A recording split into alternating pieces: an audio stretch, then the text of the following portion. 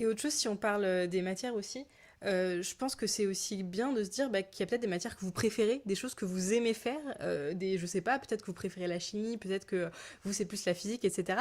Et c'est bien aussi de penser à ces matières comme des choses qui vont vous peut-être vous mettre en confiance, s'il y a une matière que vous Oui, réussissez mieux. oui, Peut-être, je sais pas, bah, tel exercice qui est dans le TD, bah, ça titille un peu votre curiosité, il a l'air un peu compliqué, mais vous avez vraiment envie de vous mesurer à cet exo. oui. Bah, tous ces trucs-là, c'est aussi important.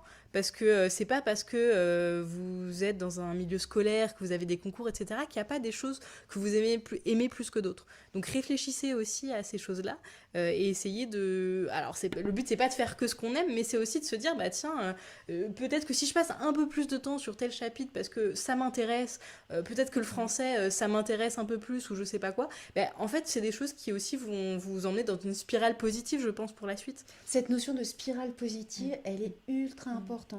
Et en fait, quand je parlais de la connaissance de soi, c'est que dans les étudiants que j'ai pu accompagner, certains, pour pouvoir vraiment se mettre dans une efficacité de travail, avaient besoin de commencer par des exercices où ils étaient sûrs qu'ils allaient réussir, ils aimaient, ils étaient bons. Ok, je me mets, je me mets en jambe, je vais pas, ça va pas être difficile et je vais être en réussite. Et une fois qu'ils étaient dans cette dynamique de réussite, alors ils avaient prévu de s'attaquer à des exercices ou des chapitres un peu plus corsés.